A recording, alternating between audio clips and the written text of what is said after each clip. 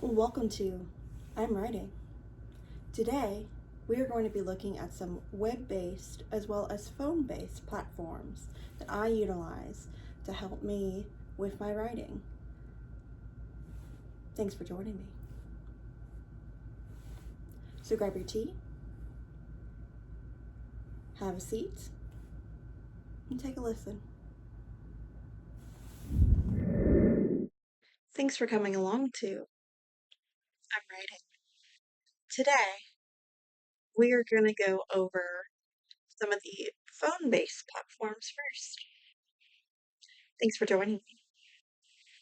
So, I'm going to show you guys kind of what my writing tab on my phone looks like and discuss each app in detail. Some of these are also web-based users, so we're going to be taking a look at those a little bit later in the video.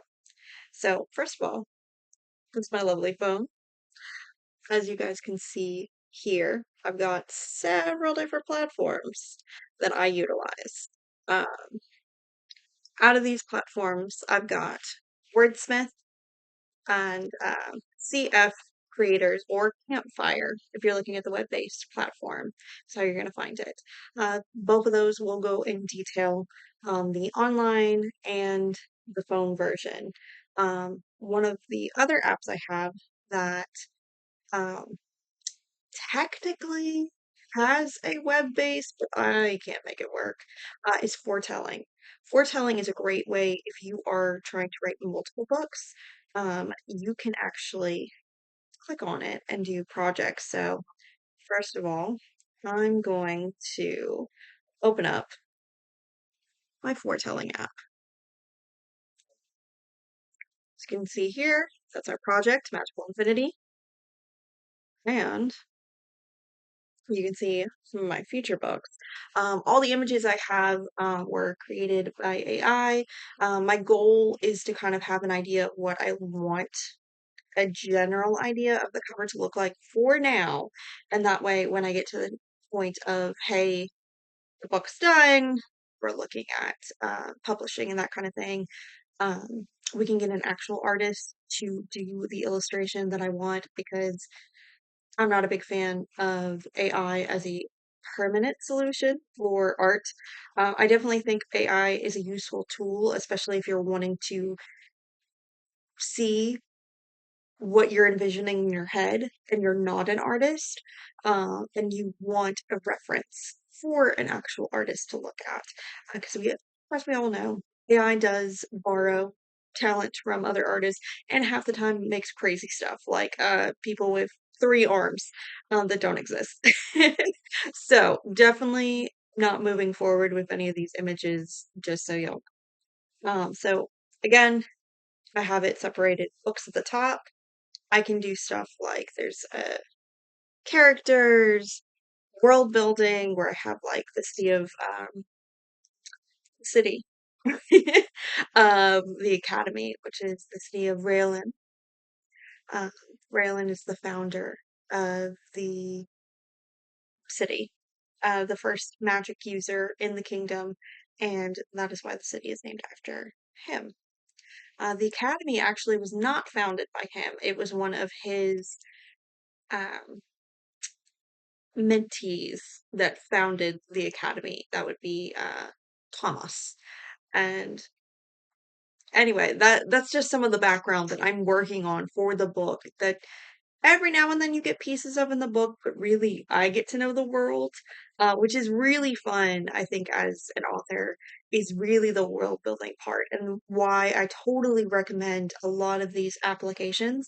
I do use this 100% for free. I am not paying for any of this. So I think if you are like me and you are working on your first book and nobody is, giving you any sort of funding, this is either for fun or maybe you realistically do want to become a published author. I do think it's important to utilize free resources as much as we can. And then, as we move forward and get more serious, I think paying for applications is also a great tool. So, as I said, there's all sorts of really cool features on here. Um, I know it is hard to see on the phone, but there is like a species tab, languages. I totally have utilized this language tab because I have Relathian or the magic words that are utilized. And so I have some of the magic words on here. Again, I know you guys can't really see, um, but I have the word and the definition. So, uh, Jayla is one of the magic words. You've got hyphae, free, Ian, and Mimola. Uh, Now, each one has a different meaning. Jala represents water and flow, symbolizing the caster's connection to elemental forces and adaptability. Um, you've also got Hyphae, that represents lightning and energy. It symbolizes raw power and intensity. You've got Freya. It represents balance, grounding the magic to prevent it from overwhelming the caster or their surroundings. And then Mimola represents release. It allows the magic to manifest outwardly in a controlled burst. So each word that I've just gone over can be utilized in different ways. Jaylock can just be the start of a magical phrase. You can use them in any order. Each order is going to change the outcome of the magic caster's ability that they're trying to demonstrate. In Magical Infinity, these are actually utilized in order during Mia's test. Um, if I get the pleasure of reading that chapter to you all, you'll kind of get to see that in action. But she's going to discover that these are just kind of the beginning, building blocks of being able to perform magic. And so it is so important to understand the pronunciation and the power that each one has. And putting the four of those together is actually a very powerful spell combination. And Mia does not realize that because she does have one of her language classes that she attends.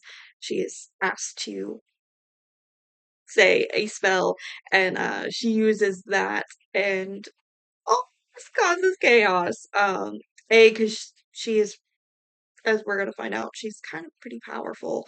But her magic is a little bit more chaotic because she hasn't learned control yet.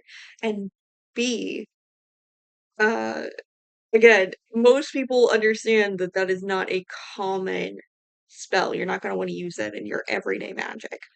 So that is just some of the ways I can utilize this. Um, and you may be wondering, how did I even come up with some of these spells? So, as much as I, again, am not a big fan of AI, ChatGPT, ChatGPT. I use ChatGPT as a way for me to write my thoughts and kind of what I want stuff to represent, and then ask it to give me a list. Because a lot of times my thoughts are a little scattered. For instance, I knew a lot of the classes that I wanted Mia to take. I knew some of the professors that I need, like, our main characters have specific names and needed to have a bigger presence in the story. Those are people that I cared about and wanted to name myself, have myself, knew what classes those would be and in what order, versus, okay, we're trying to fill an entire day. Mia's classes follow kind of a college-esque schedule. So there's different classes. Monday, Wednesday, and Friday is a set of classes, and Tuesday, Thursday are a different set of classes. Um, so I actually utilize this to give me a class schedule. I also will write, you can see here, um, huge walls of text. This is all me. And then I will have it spit it back out at me in a list format because, again, my ideas tend to be wordy, lengthy, and a little chaotic. So, really, what I use it for is to give me that general list if I'm looking to name a character that's like a background character that I do not care about. ChatGPT can be good at that. If I'm looking for ways to, describe somebody, get ideas. Again, a lot of what I do is I take the like good pieces that AI can spit out and I change them to fit my vision because I kind of know what I want it to say, but it helps to have something say it for me first and then me go, no, no, no, no, that's not what I'm envisioning at all. Let me edit, fix it, make it my own. So again, like Mia's class schedule, you can see here Tuesday and Thursday, it spit it back out at me, you know, 9 a.m. sparring class, who the professor is, what that class kind of entails, gives a better description. Again, a lot of this isn't going to be a huge, like, some of it is very, very important in the book and me writing the book and what you actually see on the pages. And a lot of this is not. A lot of this is background for me to understand, okay, what is this class really entailing? What is happening behind the scenes that you're not really going to know about, but is matters to me as an author to make sense of how this class would flow, what makes the most sense for the character, maybe some of the homework she's going to have and see some of the struggle areas Mia's going to run into. Again, as I mentioned, while she might be powerful, she doesn't have a lot of control. She also, was raised as a duke's daughter for marriage. So we're going to see some of the areas she struggles in because she came from a background where it's like, hey, I was just raised to get married. I know all like the prim and proper, noble, like how to eat fancy, some general ideas of generic history, you know, some of the boring things, versus essential things now that she's at the academy because again, she was not allowed to learn any magic growing up. So this is super important detail that I work on the back end. But going back to foretelling, um, there is again so many different things you can do. There is a board where you can basically put different images on and down.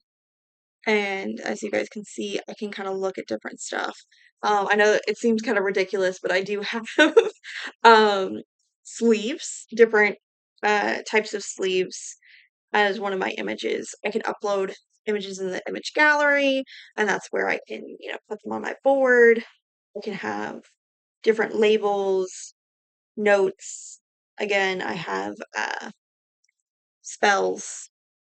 So I have some like, okay, suggested spells. So, like, we already talked about Jayla, Kaifei, Thrien, and Mimola. Uh, so, Jayla Mimola would be like a tidal surge. When combined, it kind of creates a powerful wave or surge of water. And so, I have some different ideas of like, okay, how do I put the individual words together and what kind of spell would that make? And then I have some key information to consider for book one to book three, because there's certain things I want to get across in book one that the reader needs to understand in order for uh, future books to make sense. So it's super important to me that I am getting certain points across in book one so that it is not confusing when we move on. Anyway, um, so if I click on the individual books, so I've just clicked on Magical Affinity, you guys can kind of see the colors there and chapters. I can actually split it up per chapter. So right now, I've just finished up chapter 12. Later today, I'm going to be working on some of chapter 13. I think I've actually started a little bit of chapter 13, but I haven't really gotten very far. But the really cool thing about the colors, so there's different options. Red, not started yet. Orange is outlining. Yellow is writing. Blue is first draft done. All of my chapters that I keep on here, normally by the time I transfer it over, I do first draft done. And this is a good way for me to look at the chapters individually versus on Google Docs where I'm having to scroll. I can just go, oh, hey, in this chapter, I really feel like this additional scene needs to be added. I had at one point, um, one of the ways my chapter ended, I ended up going back and rearranging and saying, okay, I want this actually to be in the prior chapter, and then this chapter really focus on these things. So rearranging is made a lot simpler in the individual format for me versus the Google Doc. Um, but what I do try to house is every single edit that is done, as far as like the draft work, I want on the Google Doc. I want every single change to be on the Google Doc because I want that to be my main. This is my first draft, second draft, final draft is the Google Doc. So that was foretelling. Again, super cool app. I think there is a lot of uses for it, and it's free. I mean, you can't say no to free. Um, some other just random apps that I use on the phone. I mean, obviously, Google Docs you can find on your phone, so I can, again, this is how I copy and paste from my Google Docs over to my apps. I'll pick a platform to write on. A lot of times I try to just write on the Google Docs, and again, I'll just copy paste it into my other areas. Wordsmith was working really great for me. Unfortunately, I have about reached the cap of what good it will do. So it's up to you. If you are going to only be writing in very short amounts, it may work better for you. My biggest problem is I recently came to the had to delete some information because I came to the end of the word count. And I was literally using it as a progress tracker. As you guys can see at the bottom, there's this red area. Right now I'm at 22,164 words. My goal is 70,000. I am 31.7% complete. Right now it's saying my reading length is an hour and 29 minutes. I've spent, according to this, 4 hours writing, but it doesn't count anytime I copy and paste into it. Um, and it'll talk about, how much I wrote on the actual app is only 7,788, because I think I started with this app when I first started writing. Um, and then how many views I've got on this, because I do use it as a platform to share. So that's the only downside that I've run into recently. Because I had some of the individual chapters on Wordsmith, so I had to go back and delete some of those in order to free up space, and it wanted a monthly subscription. So there may become a time that I decide that's a good idea. Personally, because I have all the other apps, it doesn't really seem worth it to me. Campfire Creator. Campfire Creator is great. Again, similar thing. I can divide by book. So we're going to click on Magical Affinity. It kind of separates out. It'll show me my most recently accessed. I can divide by manuscript, character, map, location, timeline, encyclopedia, magic, items, species, cultures, systems, religions, philosophies, research. There's a lot of tabs here, and they are really well organized. This is where I house a lot of my characters. So my main characters, like Mia, her brother Derek, some characters that you haven't met as far as this recording. Um, and I just have details about them. So I'm going to click on Mia.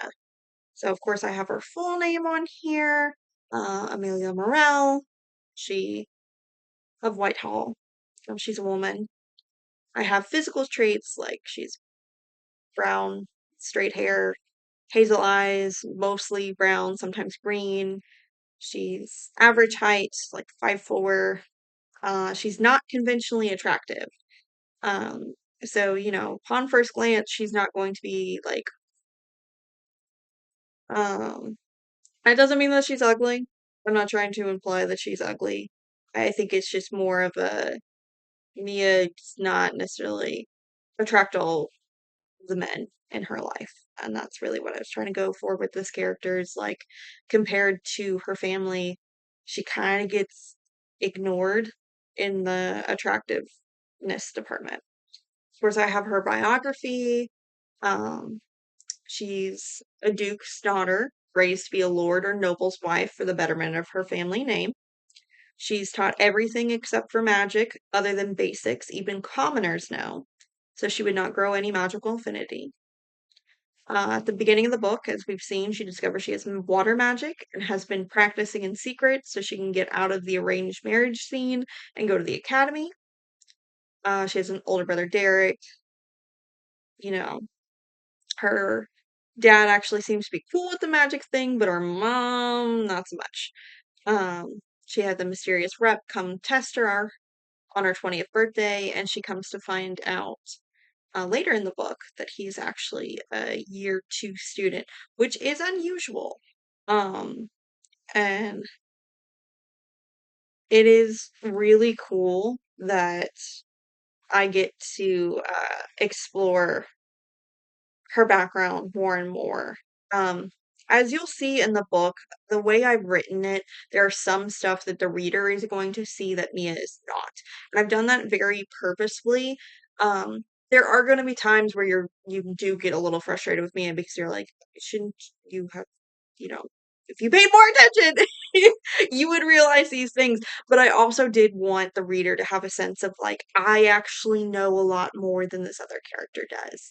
And that is important to note because as we know more than Mia knows, things that might seem obvious to us may not have been so obvious to Mia. So we do have to cut her some slack.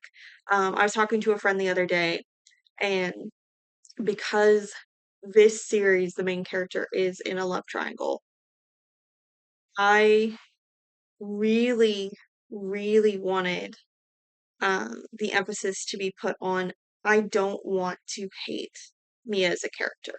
That is my main goal with her as a character because a lot of books I have read can there's two options. You can do a love triangle really well, or you can do it where I hate the female lead.